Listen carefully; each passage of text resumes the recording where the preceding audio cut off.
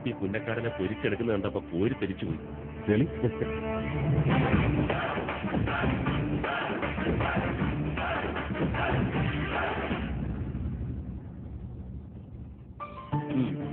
പിടിച്ചോ. 10,000, 20,000, 30,000 ഇടപാട് തീർന്നല്ലോ. ഞാൻ പിടിക്കാം.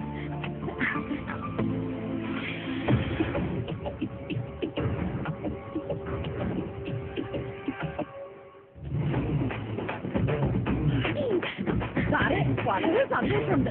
എന്റെ ആൾക്കാര് വാങ്ങിയ പൈസ മുഴുവനും മാവേലിക്കര മരിച്ചുപോയ എന്റെ അമ്മ ദേവികയുടെ റോൾ നിങ്ങൾ ഭംഗിയായി അഭിനയിച്ചു കേട്ടോ. നാടക നടിയായിരുന്നിട്ടും ഓവറാക്കാതെ മുഹൂർത്തങ്ങൾ തന്മയത്തോടെ കൈകാര്യം ചെയ്തു. ചില സമയത്ത് ഞാൻ തന്നെ വിചാരിച്ചു എന്റെ അമ്മയാണോ എന്ന്.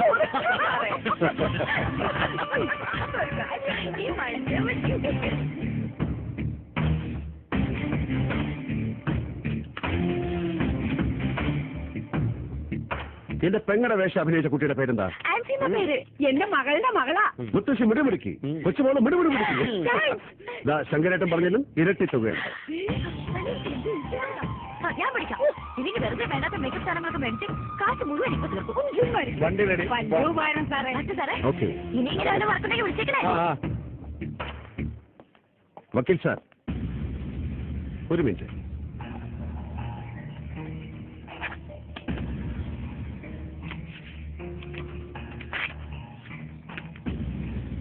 ഞാൻ വീട്ടിൽ വന്ന് കാണാനിരിക്കുകയായിരുന്നു വക്കീലിനെ. ഓശാരത്തിനൊരു നന്മ ചെയ്തു എന്ന് തോന്നൽ പിന്നീട് വേണ്ട.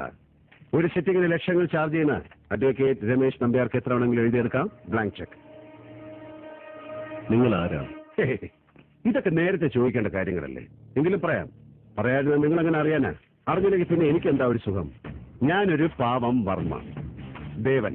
ദേവരാജ പ്രതാപ വർമ്മ, ഇവരുടെയൊക്കെ ദേവ്ജി. അത് തെക്കൻ തിരുവിതാംകൂറുമായിട്ട് മോശമല്ലാത്ത ഒരു ബന്ധമുണ്ട് എനിക്ക്. തായ് വഴി അച്ഛൻ വടക്കെന്ന് പറഞ്ഞാൽ ഉദയനന്റെ നാട്ടിൽ. അങ്ങനെ തെക്കും വടക്കും കൂടെ ചേർന്നപ്പോൾ ഞാൻ അല്പം വടക്കായി. വക്കീലിനെ ഒന്നും പിടികിട്ടുന്നില്ല അല്ലേ?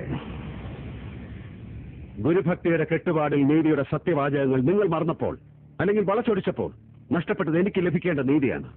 വധശിക്ഷ അർഹിക്കുന്ന അരുൺകുമാർ എന്ന പക്കാ ക്രിമിനലിനെ നിങ്ങൾ ഈ കോടതിയിൽ നിന്ന് പുല്ലുപോലെ ഇറക്കിക്കൊണ്ടുപോയെന്നറിഞ്ഞപ്പോ എന്റെ ഈ നെഞ്ചാ പിടഞ്ഞത്. പിന്നെ എനിക്ക് മുന്നും പിന്നും നോക്കേണ്ടി വന്നില്ല.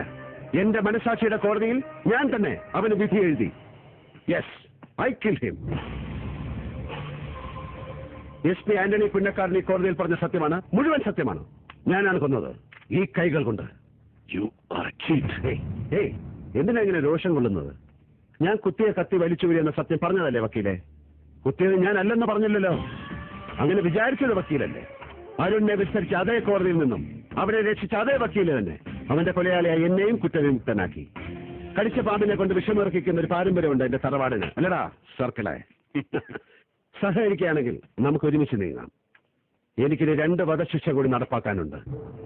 ജഡ്ജിയും ആരാച്ചാരും ഞാൻ തന്നെ ആയതുകൊണ്ട് ഞാൻ ഇനി ഒരു അല്പം തിരക്കിലായിരിക്കും.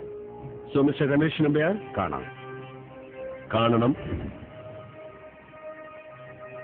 കാണും.